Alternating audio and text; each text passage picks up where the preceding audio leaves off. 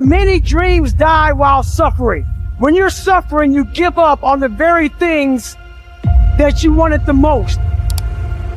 So many people out there fail, not because they don't have the ability. It's because they don't have a heart to go through adversity. Now it's the mental game.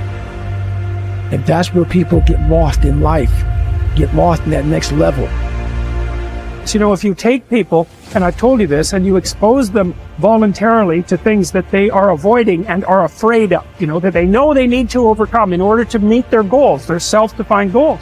If you can teach people to stand up in the face of the things they're afraid of, they get stronger. And you don't know what the upper limits to that are, because you might ask yourself, like, if for 10 years, if you didn't avoid doing what you knew you needed to do, by your own definitions, right, within the value structure that you've created, to the degree that you've done that, what would you be like? Well, you know, there are remarkable people who come into the world from time to time, and there are people who do find out over decades-long periods what they could be like if they were who they were, if they spoke their being forward, and they'd get stronger and stronger and stronger, and we don't know the limits to that. We do not know the limits to that. And so you could say, well, in part, perhaps the reason that you're suffering unbearably can be left at your feet, because you're not everything you could be, and you know it. Now, whatever goal you have, you're going to have some opposition. You're going to have some difficulties. You're going to have some challenges. You're going to have your inner conversation telling you can't do it, and you're going to have people thinking at you.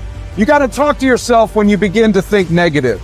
I don't think I can do that, Les. You can. Why don't you just test yourself? Why don't you stretch, Les? Come on, man. When you start seeing yourself thinking something negative, stop it right quick. Stop yourself. Catch yourselves. When you find yourself getting negative with people that you have allowed to push your buttons, when you find yourself becoming negative about what's happening to you, you've got to affirm to yourself in the process, hey, no. I can make. There's some way this can happen for me. As you start believing that you are worthy of good things supposed to happen to you, you develop a sense of entitlement. Good things supposed to happen to me. Working on yourself, watching that inner dialogue, it will determine the quality of your life.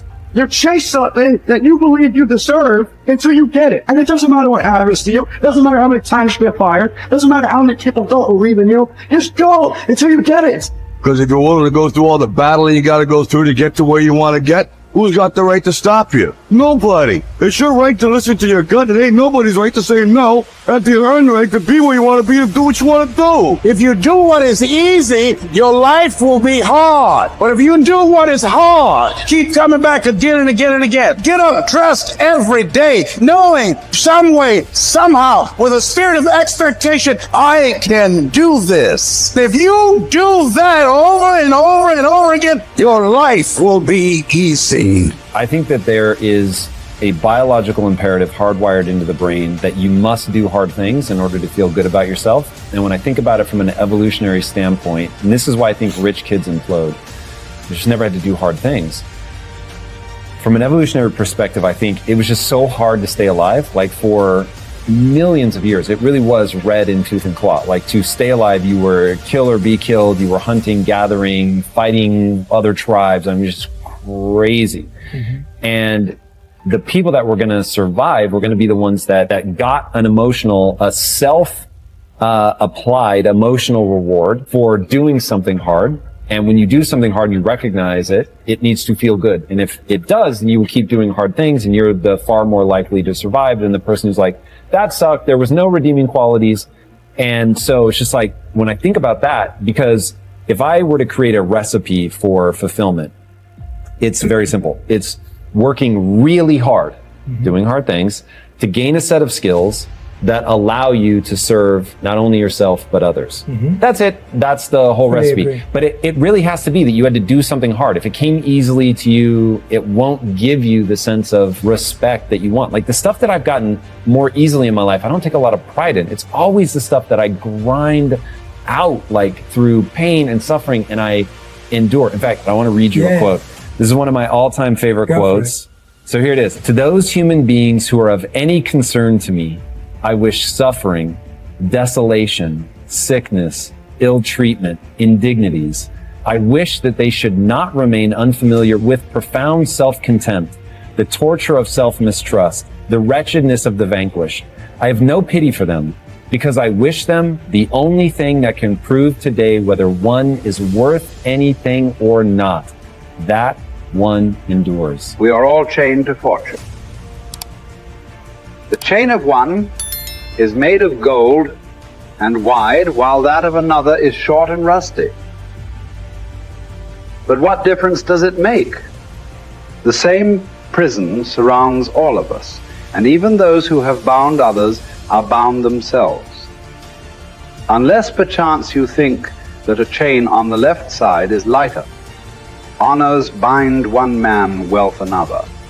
Nobility oppresses some, humility others. Some are held in subjection by an external power, while others obey the tyrant within. Banishments keep some in one place, the priesthood others.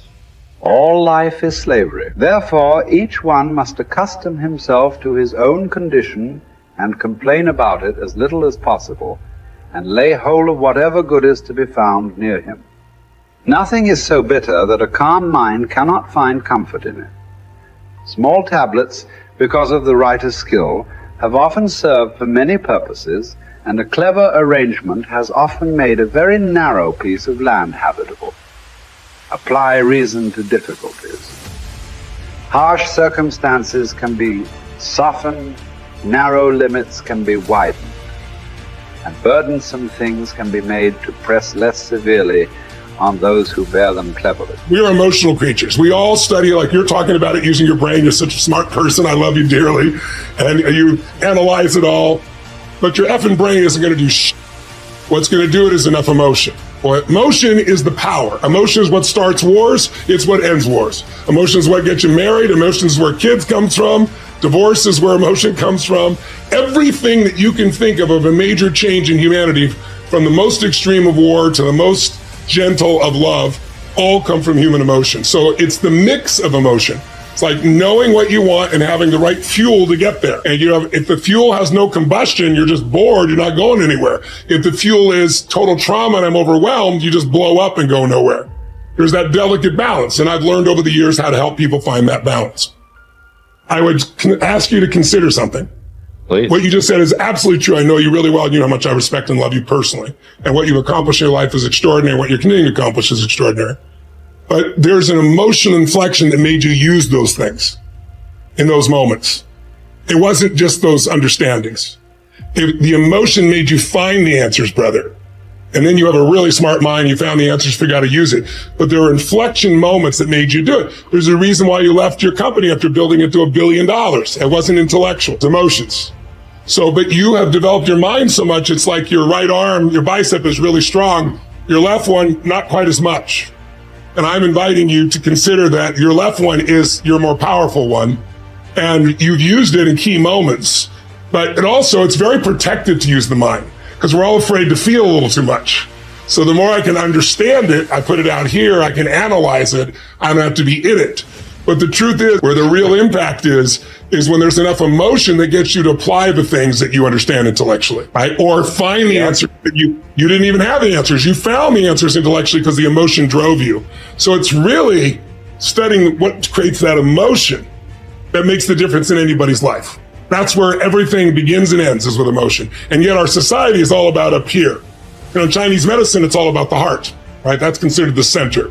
In America, we think it's the brain. When you first are born, your heart starts beating. That's how we know you're alive. And there is no brain yet. I mean, this literally is the initial sense of intelligence. That's why, for thousands of years, even poets have talked about the power of the heart. Well, the heart has tremendous power, and there's a biochemical connection between the brain and the heart that I know you know about. And learning how to use that is where you create more lasting change. When I was understanding it all, I was good. When I learned how to move people, I got great at what I was doing.